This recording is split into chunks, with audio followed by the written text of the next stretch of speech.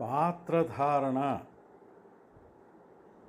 ఈ పుస్తకానికి నేను రాసిన ముందు మాటలు ఇలా ఉన్నాయి.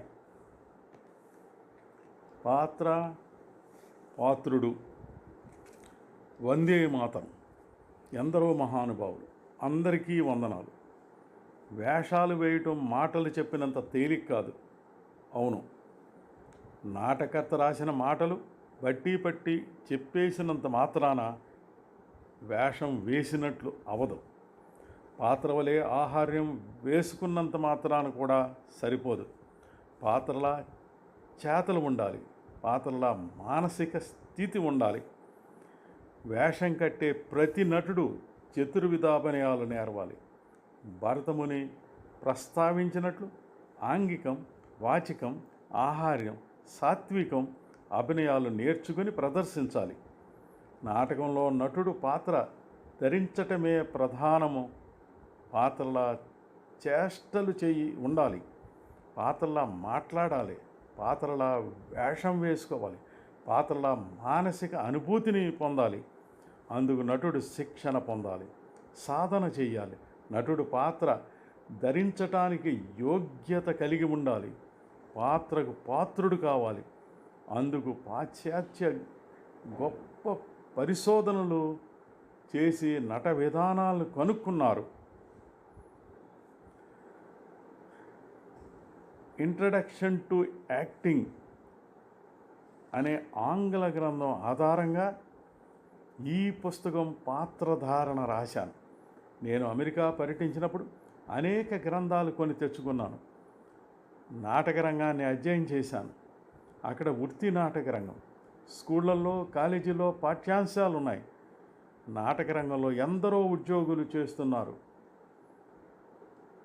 బ్రతకగలుగుతున్నారు. స్టార్ యాక్టర్స్ కీర్తి ప్రతిష్టలు సంపాదించుకుంటున్నారు. నాటక రంగానికి గొప్ప ఆదరణ ఉంది. తెలుగు నాటక రంగం ఔత్సాహిక నాటక రంగంలోనే ఉండిపోయిందని వాపోయే వాళ్ళలో నేను ఒకణ్ణి. సరైన గ్రంథాలు తెలుగులో లేవనే చింతనతోనే అనేక గ్రంథాలను రాస్తున్నాను. మీలా కొందరైనా ఆదరిస్తారని నా ఆశ. రంగస్థలం మీద నువ్వు కాదు. నాటక ప్రతిలో పాత్రల్లో నీ పేరు లేదు. పాత్ర యొక్క పూర్వపరాలు నీవి కాదు. తన పాత్రను తాను ఏ నటుడు ధరించడు. రచయిత సృష్టించిన పాత్రను నటుడు ధరించి రచయిత కల్పించిన ప్రపంచంలో జీవిస్తూ నాటక ప్రదర్శించాలి. నాటకర్త ఆలోచన ప్రకారం పాత్ర యొక్క మాటలను, సంభాషణలను నటుడు ప్రక్షేపణ చెయ్యాలి. నటన అంటే పాత్రగా చెయ్యటమే కదా. అనుకరణ ఓ కళ అయినా నటుడిని అనుకరించడం అంత మంచి పని కాదు. పాత్రలా ఆలోచించాలి, భావించాలి, ప్రవర్తించాలి. వీటిలో నటుడు ఐక్యత సాధించాలి. పాత్ర యొక్క గుణగణాలు, ప్రవర్తన నటుడివిగా అవ్వాలి. నటించడం లేక పని చేయటం వంటిది, కానీ ప్రదర్శించటము కాదు. రంగం మీద నటుడు కాదు కనిపించవలసింది, పాత్ర కనిపించాలి. పాత్ర ధారణ చేసిన నటుడు రంగం మీద పాత్రగా దర్శనం అవుతాడు. రచయిత సృష్టించిన పాత్రనే ప్రేక్షకులకు ప్రక్షేపణ చేయాలి. అందుకే ప్రేక్షకులు చూడటానికి రంగశాలకు వస్తారు. లేదంటే వారు నాటక ప్రతినే చదువుకోవచ్చును కదా.